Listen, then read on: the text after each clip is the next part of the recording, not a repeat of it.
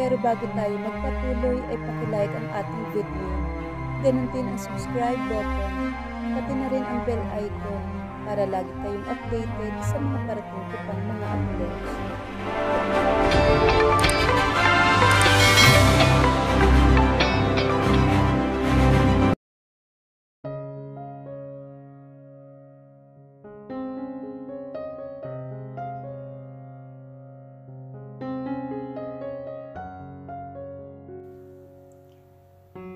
Sandra POV. Sandra, I said leave.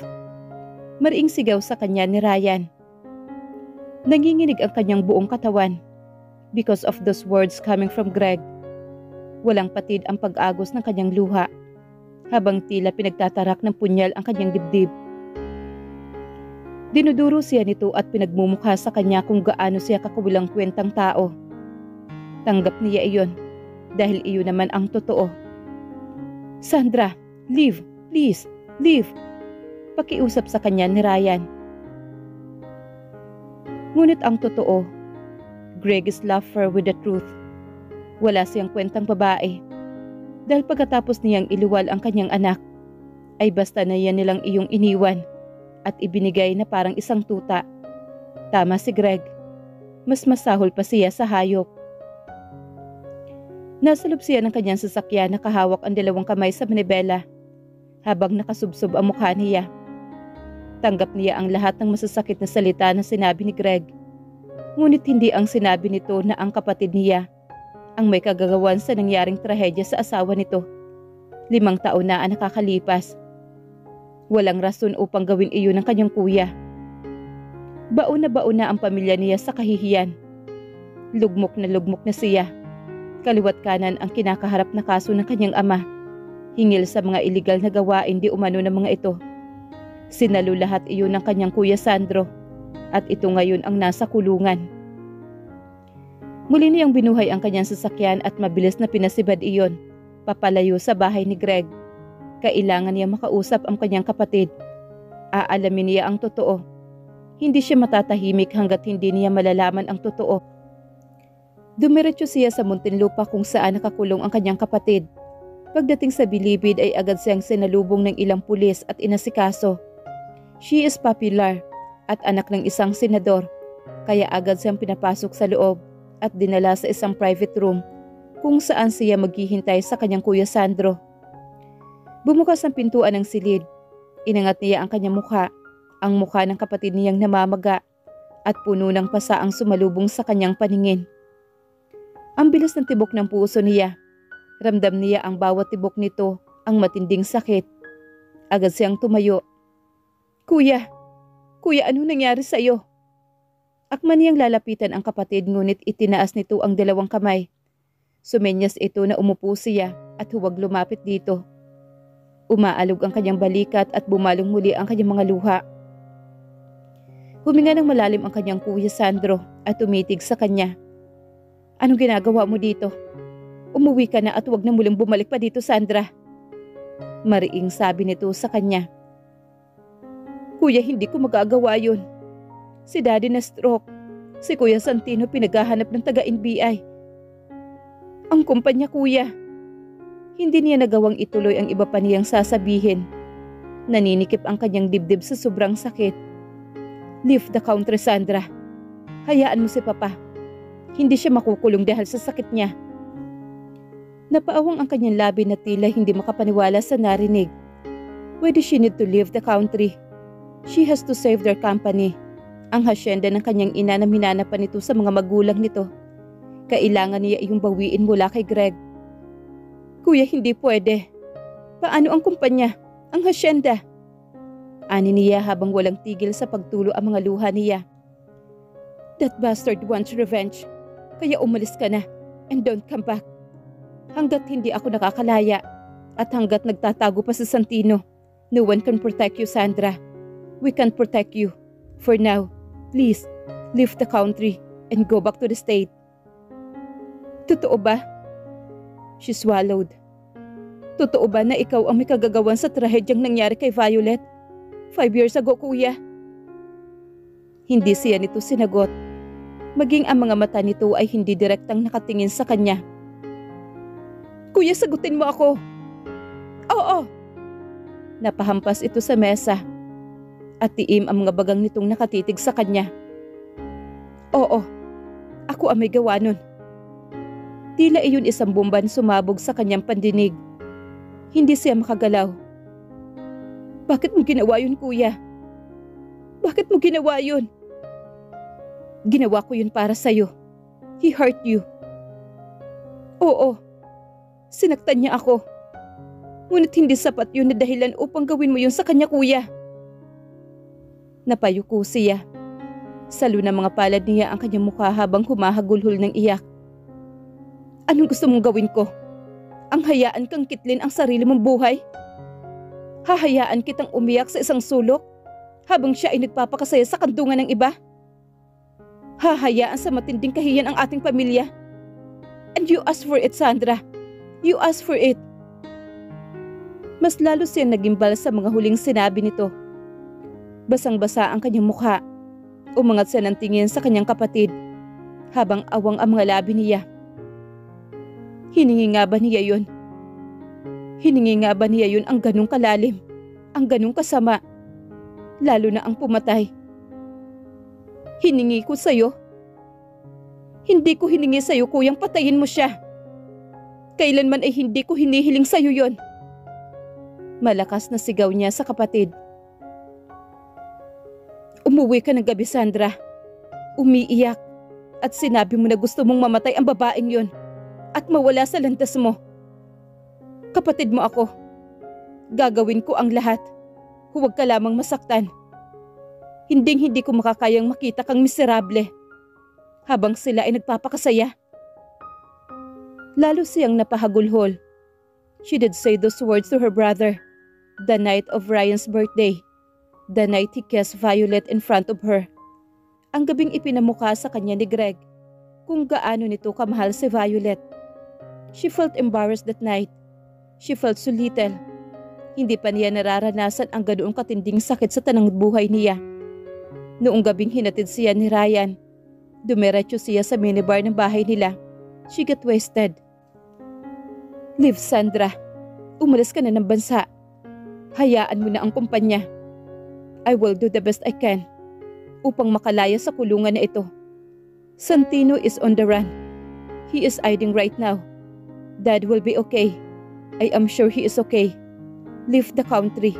Bumalik ka kapag okay na ang lahat. Pagkatapos sabihin ang mga katagang yun ay hindi na siya hinintay na sumagot ng kanyang kuya Sandro. Tumayo ito at kusang bumalik sa selda nito. Durog na durog ang puso niya, maging ang buong pagkatao niya. Greg is right. Masahol siya sa isang hayop. Kapatid siya ng mamamatay tao. She felt so devastated. Nasa loob siya ng kanyang sasakyan sa isang madilim na bahagi ng Manila Bay. Sapu ang dibdib niya habang walang patid ang pag-iyak. Nakasubsob sa manibela ng kanyang sasakyan. Ano ang gagawin niya ngayon? Sa isang iglap, nawala ang lahat. She even sacrificed her child to protect her family image. Ang iniingatan na imahe, her fame, her popularity, sa isang iglap ay nawala lahat. At dahil lang sa isang maling salita na lumabas sa kanyang bibig, naging kriminal ang kanyang kapatid. Makalipas lang ang ilang minuto, pinunasan niya ang mga luha niya at kinuha niya ang kanyang cellphone at tinawagan si Rex. Ilang minuto ang lumipas ay umalis siya sa lugar na iyon. Everything will be okay, Sandra. Parang hindi mo kilala ang mokong na yon. Kapag galit siya, talagang galit siya. Ngunit lilipas din yon.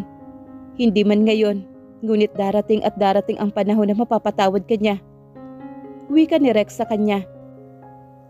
Lahat ng bagay ay temporary lang. Sooner or later, magiging okay din ang lahat. Don't lose hope. I'm always here for you. We're here for you. Hinagod ni Ryan ang kanyang likuran. Kahit kanino mangyari ang nangyari kay Greg, ay ganoon din ang magiging reaksyon niya, Sandra. His wife suffered a lot. He almost lost both his wife and kids. At kapag sa akin nangyari yon, papatayin ko talaga ang kapatid mo. Tinungga ni Daniel ang alak na nasa shooting glass nito. Violet suffered a lot. She was in coma for 1.5 years and she shouldn't even speak well and walk for almost a year. And now she is suffering from selective amnesia. Kaya intindihin mo ang matinding galit niya sa'yo at sa pamilya mo. The only thing you can do right now is to stay away from him for a meantime. Dahil masasaktan mo lang siya. Magkakasakitan kayo pareho. Inabot ng kamay niya ang kanyang shooting glass na may lamang whiskey at tinungga iyon. Naubos na ang kanyang luha. Ngunit ang matinding sakit sa dibdib ay tila mas lalong sumasagad. Sagad na sagad at ramdam na ramdam niya sa bawat himaymay ng kanyang pagkatao. Hindi man lang nabawasan kahit kaunti, kahit na nakailang tungga na siya ng alak. Sobrang miserable ang pakiramdam niya. Thank you so much guys, knowing that Violet is alive. Kahit papaano nabawasan kahit konti ang nararamdaman ko. Kung matinding guilt dito sa puso ko. Anyways, thank you for the comfort. It means a lot. Tumayo siya at ngumiti sa mga ito. Tinapik niya ang balikat ni Ryan at bahagyang pinisil. I will be away a few days. Ray, don't worry too much about me. I will be okay. Thank you for spending time with me, Daniel and Rex. Say my regards to Sander and tell him that I miss him. Ngumiti siya at inihakbang ang mga paa niya. Nakailang hakbang pa lang siya ay narinig na niya ang pagtawag ni Daniel. Sandra, huwag kang gagawa ng hindi magandang bagay. Isipin mo naman si Hope. Hinihintay ka ng anak mo. Kailangan ka niya. Muling kumibot ang kanyang labi. Muling dumagundong ang kanyang puso. Hope. Yun ang pangalan ng anak niya. Yun ang ipinangalan ni Greg. Pero, hinding-hindi nito malalaman na siya ang ina nito. Hindi siya lumingon. Itinaas niya ang kanyang kanang kamay at kumaway. Humugot siya ng malalim na buntong hininga at muling inihakbang ang mga paa palabas ng bar ni Rex. Nang marating niya ang kanilang mansion, sumalubong sa kanya ang buong katahimikan. Ang mga katiwala nila ay pansamantala niyang pinaalis dahil wala rin namang pagsisilbihan ang mga ito. Tanging ang kanyang yaya na lang sa simula sanggol ang kanyang pinaiwan. Nakakabingi ang katahimikan ng gabing iyon. Dumiretso siya sa loob ng kanyang silid. Kinuha ang kanyang maliit na traveling bag. Inayos niya ang kanyang mga gamit. Sa lugar na walang nakakakilala siya pupunta.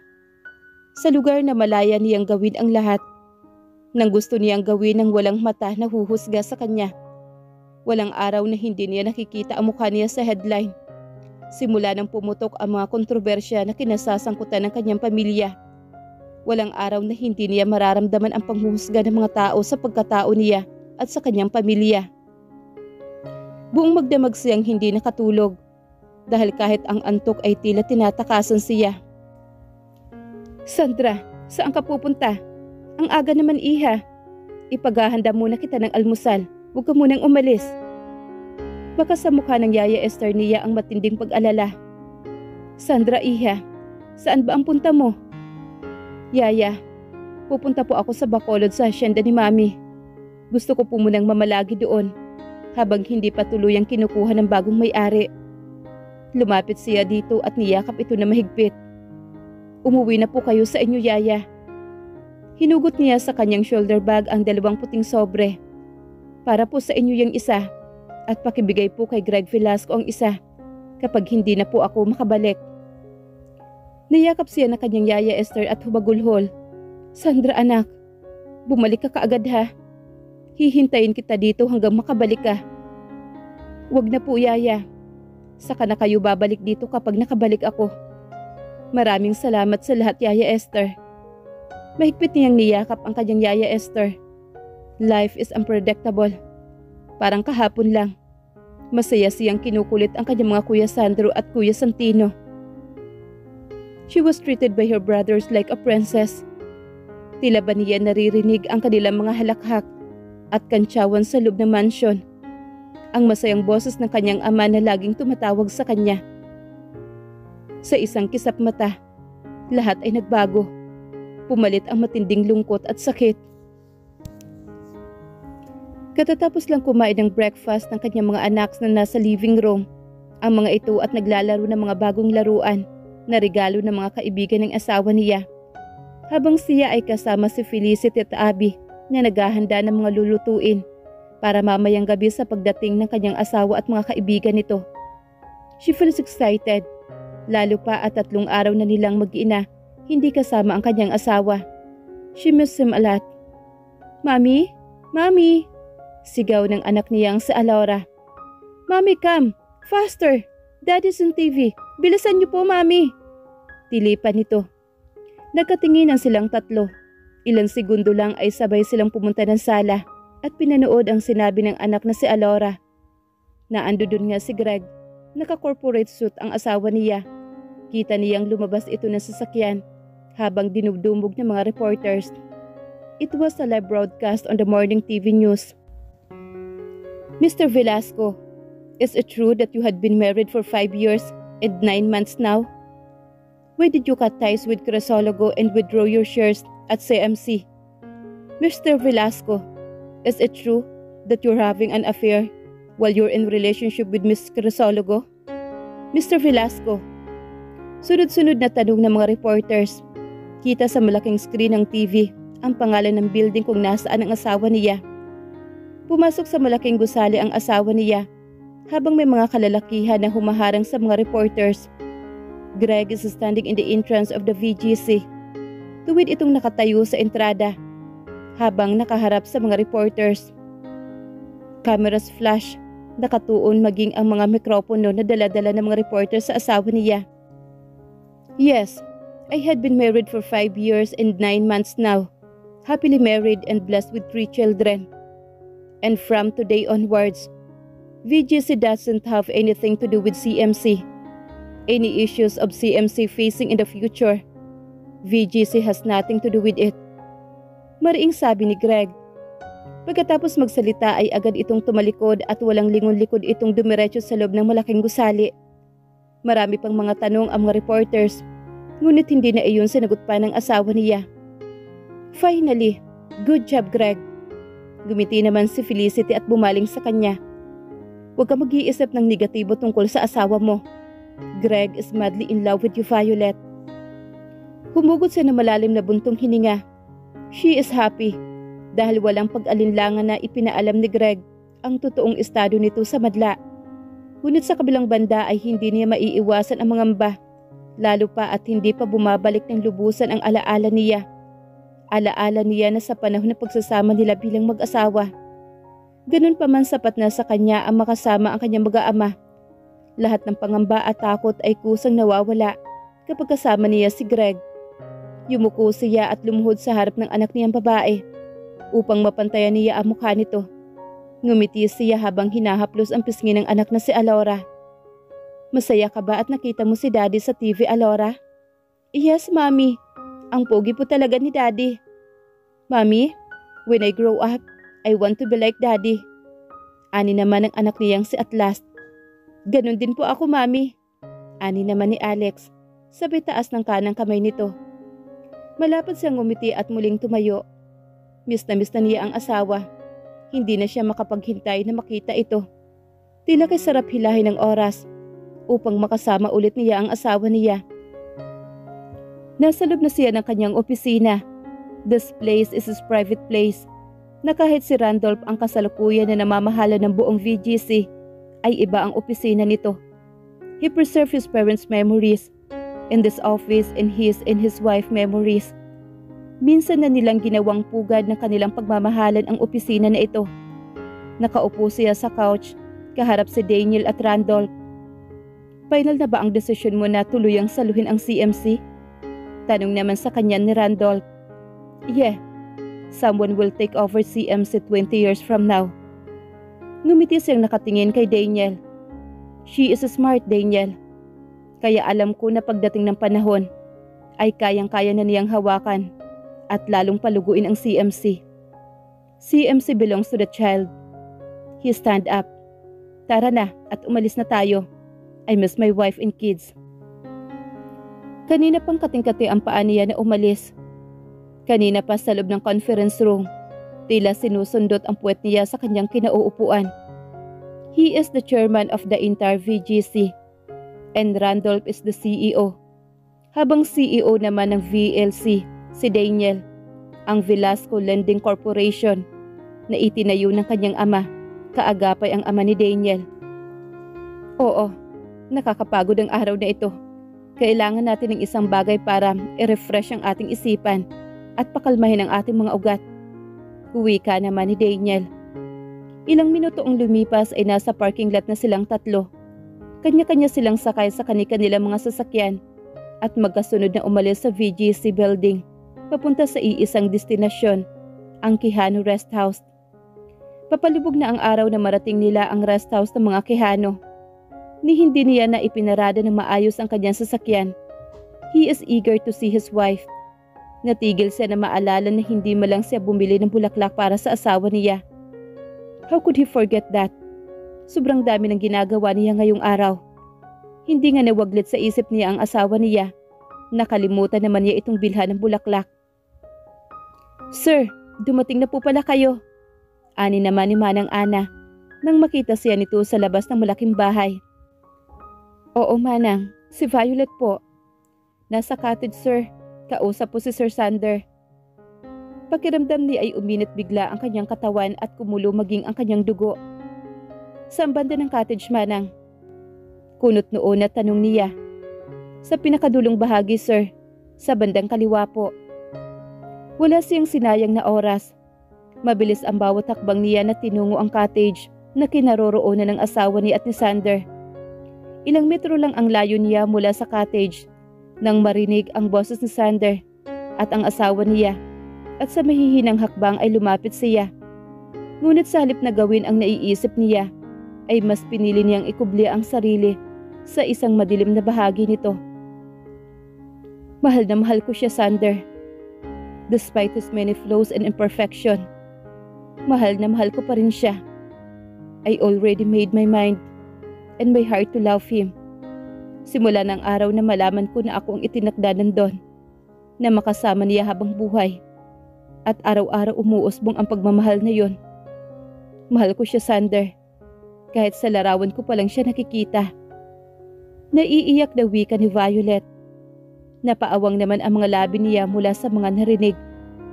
Bumilis maging ang pagtibok ng kanyang puso. Paano siya minahal nito mula sa malayo, sa loob ng maraming taon? Hindi niya ma-imagine kung gaano nasaktan noon si Violet sa mga panahon na kasama niya si Sandra, sa panahon na hinahalikan niya, ito mismo sa harapan ng asawa niya. Napamura siya sa kanyang isipan. Gusto kong maging masaya ka, Violet. Masaya ako na makita kang masaya at ang mga anak mo. Salamat sa pagpapatawad. Salamat at naramdaman ko kahit papaano kung paano maging ama sa mga anak mo. Sobrang saya ko, Violet, kahit panandalian lang. Mariin niyang ipinikit ang kanyang mga mata habang nakikinig sa pag-uusap ng kanyang asawa at ni Sander. Ako ang dapat magpasalamat sa iyo, Sander. Utang ko sa iyo ang buhay ko at ang buhay ng mga anak ko. Huwag mo nang isipin yun. Masaya ako sa ginawa ko dahil nakasama kita at naging ama ako sa mga anak mo sa maikling panahon. Hindi mo ba sasabihin sa kanya na unti-unti nang bumabalik ang alaala mo noong panahon nagsasama kayo? Saka na Sander, kapag buo ko nang naaalala ang lahat. Pumasok na tayo, dumidilim na. Ani ni Sander sabay lahad ng kamay nito sa asawa niya. Dito na muna ako, Sander. Ani naman ang asawa niya. Nakaalis na si Sander habang nasa cottage pa rin ang asawa niya. Tinatangay ng hangin ang mahabang alon-alon na buhok nito. Niyakap naman ni Violet ang sarili nito. Dahan-dahan siyang lumapit sa asawa niya. Nakatalikod ito mula sa kanya. Sa mahihinang hakbang ay umakyat siya sa cottage. Ang lakas ng tibok ng puso niya. Sweetheart? Lumingon sa kanya ang asawa niya. Greg? Nagulat ito na makita siya. Walang pagdadalawang isip. Niyakap niya ito sa baywang at niyakap na mahigpit. I missed you. I missed you so much, Violet. I missed you too, Greg. Ani nito sa kanya. 3 araw pa lang hindi niya nakakasama ito. Ngunit pakiramdam niya ay ilang linggo na ang lumipas. Alam ng Diyos kung paano siya nakasurvive sa loob ng 5 taon na wala si Violet sa tabi niya. Paano niya nakayanan ang 5 taon na iyon? Ikinulong niya sa 2 palad ang mukha ng asawa niya at mataman iyong tinitigan. Sobrang miss na kita, sweetheart. Ang mawala sa'yo ng ilang araw sa tabi mo is a torture, sweetheart. Sobrang na-miss ka rin namin ng mga bata, Greg. Without further, he kissed her. Sinakop ng buong bibig niya ang labi ng asawa niya. Kapwa nakatitig sa bawat isa, habang habol ang bawat paghinga. Hampas ng alon sa dalampasigan at pintig ng kanilang mga puso ang tanging maririnig sa mga oras na iyon. Nanatiling nakakulong ang mukha ng asawa niya sa kanyang mga palad at tiim niya itong tinitigan. He still can't believe that this woman loved him from afar for so many years. Mariin na hinalikan ng labi ng asawa niya. Iniyakap ni Violet ang mga braso nito sa kanyang leeg at walang sawa itong tumutugon sa kanyang halik. Kasabay ng paggalugad ng kanilang mga dila sa kalublooban ng bibig ng bawat isa at niyakap niya ito na mahigpit. This is the true definition of life for him. Ang makasama ang taong pinakamamahal niya ay ang totoong kahulugan ng pagiging buhay. Walang saysay ang bawat paghinga kung hindi niya makakasama si Violet. Hinawakan niya sa magkabilang paywang ang asawa niya. Sabay buhat at pinaupo ito sa kanyang kandungan. Ngumiti si Violet sabay haplos nito sa kanyang mukha. Tapos na ba ang trabaho mo sa Maynila? Pwede na ba tayong umuwi ng hasyenda? Hinawi niya ang ilang hibla ng buhok nito na nakatabing sa mukha at inipit iyon sa punong tainga ng asawa niya. We will go back to the hacienda tomorrow, sweetheart.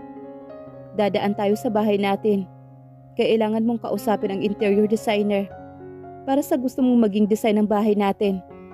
Our house is quite old and kailangan na talaga ng renovation. Mauuna ang mga bata kasabay ni Abby at Daniel. Sina Manang Alice naman at Manang Ana. Ay siya namang kasabay ni Robert. Hindi ba tayo sasabay sa kanila? Pwede naman tayo lahat dumaan sa bahay, hindi ba? Ngumiti naman ito sa kanya na mapang-asar. No, sweetheart. Kailangan ka na at naghihintay na ang kama natin sa'yo. Inilapit niya ang bibig sa punong tainga ng asawa niya. I want to make love with you in our bed bago tayo tutulak ng hasyenda. Nanlaki naman ang mga mata nitong napatitig sa kanya at sabay hampas ito sa kanyang balikat.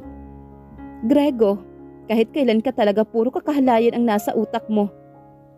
Napaawang naman ang kanyang mga labi at napalunok siya. Sweetheart, ano ulit yung sinabi mo? Ulitin mo nga. Sweetheart, ano ba? Say it again. Inilapit nito ang mukha sa kanya at pinatakan nito ng halik. Grego, paulit-ulit na sambit nito. Sobrang namiss kita, Grego. Ani nito sabay muling yakap sa kanya. Violet, sambit niya rito, kasabay ng isang malalim na paghinga na tila hindi siya makapaniwala sa narinig. Nasa labas siya at tumutulong kina Manang sa pagpasok ng kanilang mga gamit sa sasakyan. Araw ngayon ang pagbabalik nila sa hasyenda. Araw na muling makikita ang lugar na kanyang kinalakhan. Muli siyang umakyat sa silid at balak na tulungan ang asawa sa iilang gamit na bibit-bitin pababa. Papasok pa lang siya sa kwarto nang marinig niyang may kausap si Greg sa telepono. No, Gaffen. Let me see them. Kailangan nilang pagbayaran ang ginawa nila sa asawa ko. Pagbayaran ang bawat luhat, sakit at pagdurusa ng asawa ko. Dalhin mo sila sa harapan ko. Susunugin ko sila ng buhay. Nanindig ang kanyang balahibo mula sa narinig. No, hindi pwedeng gawin iyon ng asawa niya. She doesn't want him to hurt anyone else. Dahil sa matinding galit, dahil sa gustong makapaghigante. No, hindi pwede. Ilang minuto ang lumipas ay lula na sila ng sasakyan, pabalik ng Maynila. Gaya ng gusto nito, ay mauuna ang mga bata kasama si Abby at Daniel, habang si Robert naman ay maghahatid kina Manang Alice. Naging tahimik ang biyahe nilang mag-asawa pabalik ng Makati. Okupado ang utak niya sa naririnig na pag-uusap ng asawa niya at kung sino man sa cellphone nito. "Sweetheart?" Untag sa kanya ng asawa. Sa kanyang pananahimik, napalingon siya dito at napalunok. "Malapit na ba tayo?" Tanong niya rito. "Malapit na tayo. Ilang metro na lang ang layo natin." Sagot nito sa kanya. "Okay ka lang? You look occupied." "Okay lang ako." Ani niya at ngumiti dito. Pumasok sa isang magarang village ang sasakyan. Bigla ay tila naging pamilyar sa kanya ang lugar. Hanggang sa nakita niya ang isang pamilyar na malaking gate. Bumukas iyon at pagbukas niyon ay bigla ang pagsikdo ng kanyang sentido. Pumasok ang sasakyan sa loob ng bakuran ng malaking bahay. Iilang lalaki ang sumunod na pumasok sa loob nila. Ngunit wala doon ang kanyang atensyon. "Sweetheart." Dinig niya ang tawag sa kanya ng asawa niya. Ngunit hindi niya iyon pinibigyan ng pansin. Pumalibot ang mga mata niya, kasabay ng pag-ikot ng kanyang isipan. "Sweetheart." Muling tawag sa kanya ng asawa niya, ngunit hindi niya iyon pinapansin. Sa mismong sandaling iyon, isang alaala mula sa nakalipas na mga taon ang nagsimulang mag-flash sa kanyang isipan. She is going at the garden.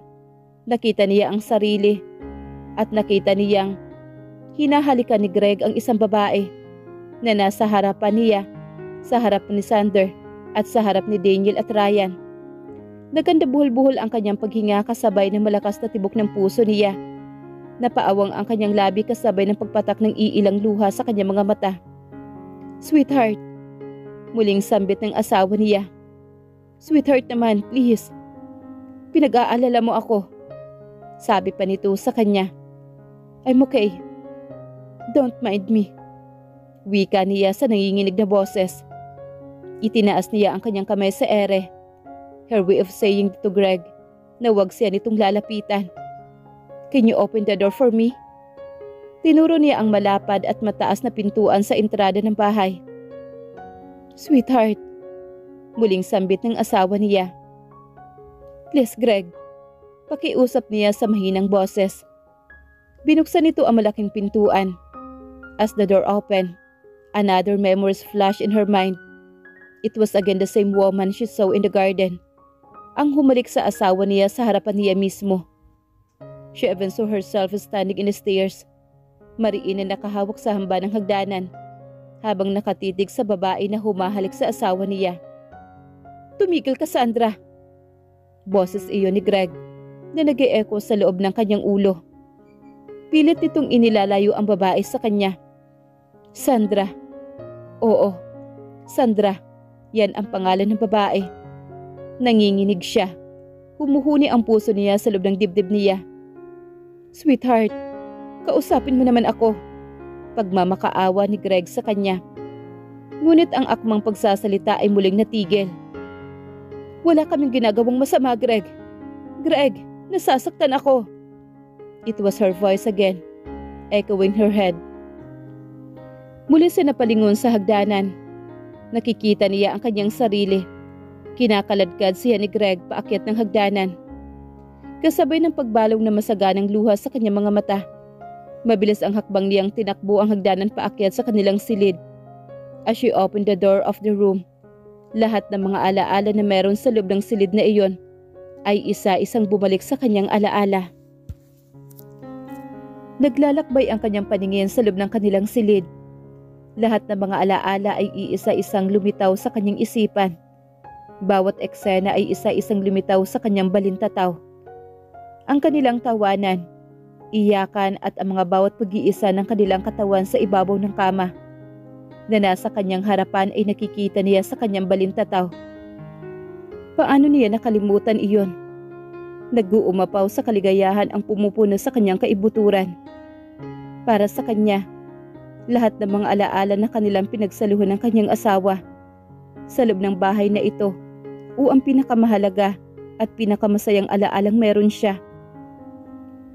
Kahit na ang mga sakit sa dibdib na dulot ng asawa ni at Sandra, kahit na ang minsan na pang-aabuso sa kanya ng asawa niya, ay mahalaga iyon sa kanya. Dahil naging daan ang lahat ng iyon upang makamtan niya at maramdaman ang totoong pagmamahal mula kay Greg. Pagmamahal na kanyang inaasam-asam. Sweetheart naman. Nakatayo si Greg mula sa kanyang likuran. Mataman itong nakatitig sa kanya. Lumingon siya dito at mataman na tinitigan ang mukha ng asawa niya. Ang mukha na kahit kailanman ay hindi niya pagsasawa ang titigan. Mukha na gusto niyang unang makita mula sa paggising hanggang sa muling pagpikit ng kanyang mga mata. Greg, bulong niya rito. Naalala ko na ang lahat. Naaalala ko na kung paano mo hinalikan si Sandra sa aking harapan. Naaalala ko ang matinding sakit na nararamdaman ko sa mga oras na iyon. Naaalala ko rin kung paano mo ako kaladkarin papunta sa kwarto natin. Naaalala ko kung paano mo ako sinira ng gabing yon. Nanginginig ang kanyang boses habang dumadaloy ang mga luha sa kanyang pisngi. Sweetheart naman, bakit sa dinami-dami na magagandang alaala natin sa loob ng bahay na to? Bakit yun pa ang una mong naalala? Don't you think it's unfair? That memory also hurt me, Violet. Sobrang sakit din sa akin ng mga alaalang iyon. No, Greg. Lumapit siya sa asawa niya. Inangat niya ang kanyang palad at hinaplos niya ang pisngi nitong unti-unting nababasa din ng luha. Ang alaalang iyon, ang isa sa pinakamagandang nangyari sa buhay ko. Greg, kung hindi dumating si Sandra, hindi ko mapapatunayan sa sarili ko kung gaano kita kamahal. Kung hindi dumating si Sander, hindi mo pa maaamin sa akin na mahal mo ako. Hindi masabi sa akin ng isang matayog at sobrang ma-pride na Greg Velasco na mahal niya ako. Umaalog ang kanyang balikat habang walang humpay ang paglandas ng luha sa kanyang pisngi mula sa kanyang mga mata. Sweetheart. Hinawakan niya ang mukha nito. Ngumiti ito habang nakatunghay sa kanya. Tinakot mo ako ng sobra, Violet. Sobrang natakot ba kita? Yes. Huminga ito ng malalim at idiniin ito ang katawan sa kanya. Kasabay na mahigpit na yakap. I'm so scared. I feel like I can't breathe. Natatakot ako na baka kamuhian mo ako at iwan. Natatakot ako na baka yun lang ang naaalala mo at hindi ang masasayang araw na pinagsamahan natin. Natatakot ako mawala ka, Violet. Hindi sa ngayon, not in this lifetime. Hindi kita kayang iwan. Kahit sa hinagap, hindi ko kayang isipin na iwan ka, Grego. Dahil sobrang mahal na mahal kita, Greg.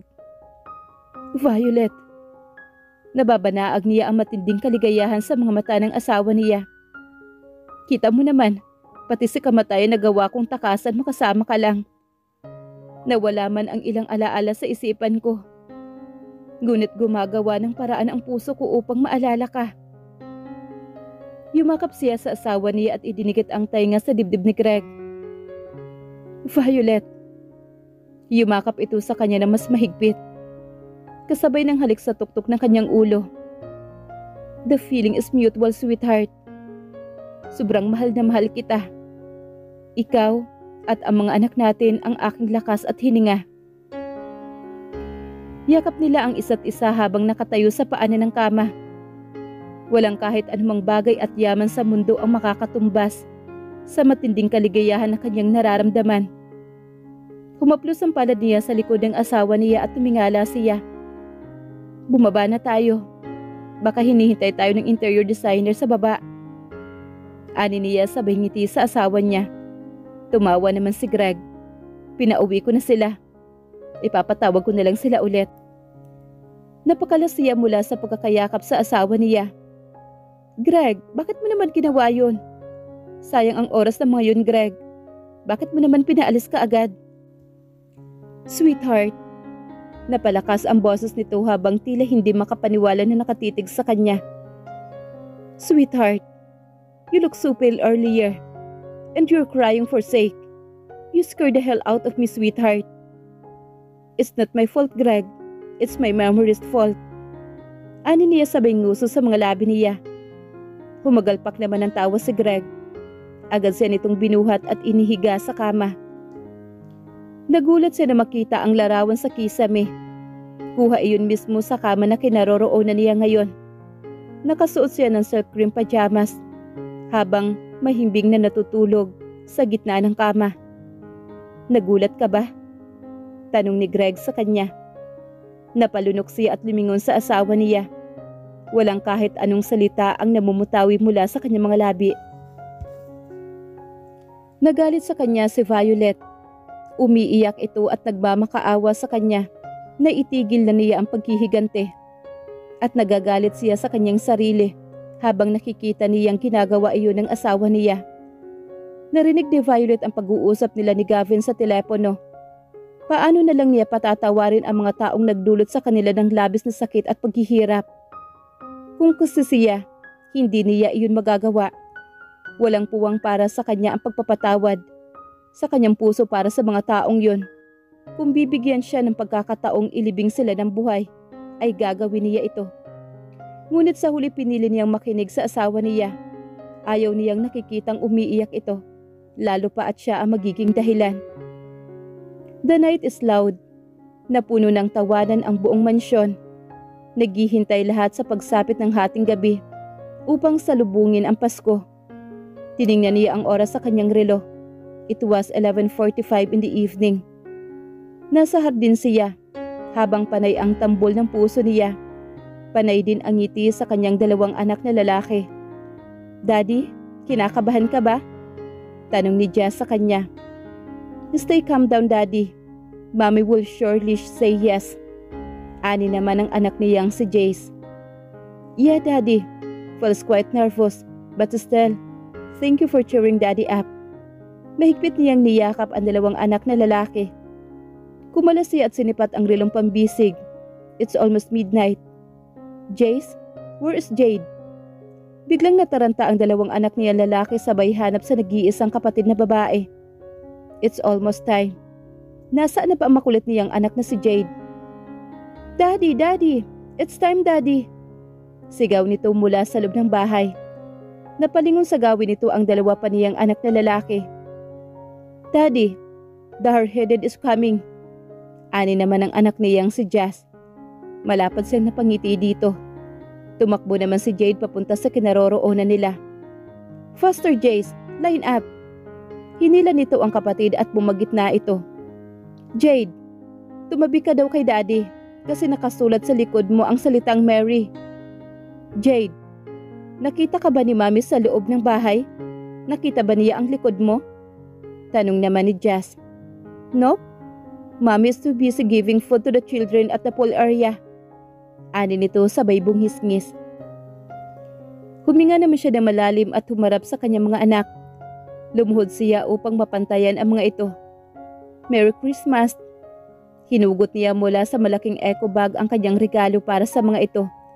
Isa-isa niyang inabot sa kanyang mga anak ang nakabalot na regalo. Daddy loves you so much, mga anak. Mommy and I always be here for the three of you. Daddy, we love you too. Mahal din namin kayo ni Mami. Ngumiti naman siya. Itinaas ng kanyang maliit na makulit at madaldal na si Jade ang kanyang maliliit na kamay at pinatuyo ang kanyang mga luha. We love you and Mommy to Daddy. Magkasabay na wika ng dalawa niyang anak na lalaki. Sabay niyang niyakap ang tatlo niyang anak. Salamat Panginoon sa magandang regalong ito. Pahahalagahan niya ang mahalagang regalong ito ng buong puso niya at sa buong buhay niya. Tahimik niyang bulong. Napabitaw siya mula sa pagkakayakap sa kanyang mga anak nang biglang magsalita ang asawa niya sa di kalayuan mula sa kanila. Bakit kayo lang? Bakit hindi niyo ako isinasali? Tanong naman ni Violet. Unti-unti itong lumalapit sa kanila. Daddy! Magkasabay na sambit ng tatlo. Ang bilis ng tibok ng puso niya habang papalapit ito sa kinaroroonan nila. Nakasuot si Violet ng tube mini dress and she even wear a Santa hat. She's looking so cute in her Santa costume. She is so gorgeous. His wife never fails to making his heart beat fast, making his heart flutter. He loved this woman so much. Ang nag-iisang babaeng nagpabago ng buhay niya. Ipagsisigawan niya ito sa buong madla at ipagmamalaki sa buong mundo. Ipagsisigawan niya sa mundo kung gaano kalalim at kabaliw ang pagmamahal niya sa kanyang asawa. His kids automatically line up. Nasa likod ng mga ito ang mga kamay at nakatingalang nakatitig sa kanyang asawa. Anong meron? Daddy, untag na makulit niyang anak. Pero ninenervous talaga siya. Tumingin siya sa kanyang anak at kumindat. The three of them smiled automatically and turned their back. Nalaki naman ang mga mata ni Violet. Nakaawang ang kalahating labi habang pinabasa ang malapad na sulat sa likod ng kanilang mga anak. Will you marry me? Tumingin ito sa kanya. He knew that Violet is the verge of crying. He knelt in front of her. He swallowed. He is nervous. Dumadagungdong ang kanyang puso. Binuksan niya ang isang malit na itim na box at inilahad iyon sa harapan ng asawa niya. Sweetheart, for the third time, ngumiti siya. And for the second time around, will you marry me again? He asked sa nanginginig na boses niya. Gusto kong ipagsigawan sa madla at sa buong mundo kung gaano kita kamahal. He swallowed. Gusto kong ipagmalaki ang babaeng sobrang binaliw ang puso ko. Ang babaeng nagpabago ng buhay ko. At higit sa lahat ang babaeng ina ng mga anak ko. Umiiyak niyang wika dito. Sunod-sunod ang pagpatak ng luha niya sa mga mata. Ngumiti ito at tumango sa kanya. Oo, Greg. Oo. Sagot naman ni Violet. Agad niyang isinuot dito ang singsing kasabay ng malalakas na tunog at putok ng fireworks sa paligid. Siniil niya ng halik ang labi ng asawa niya at pagkatapos ay niyakap niya ito na mahigpit. I love you, Violet. I love you, sweetheart. I love you too, Grego. Mahal na mahal din kita. At pareho silang umiiyak. Malalakas na tili naman ang anak niyang si Jade. Napalingon silang pareho sa kanilang mga anak at kapwa na papangiti. Binuhat niya si Jazz at Jade at kinarga sa kanyang mga bisig. Binuhat din ni Violet ang anak na si Jace. Nasa ilalim sila ng nagkikislapan ng mga fireworks habang nakatingala na nakatunghay sa makulay na kalangitan.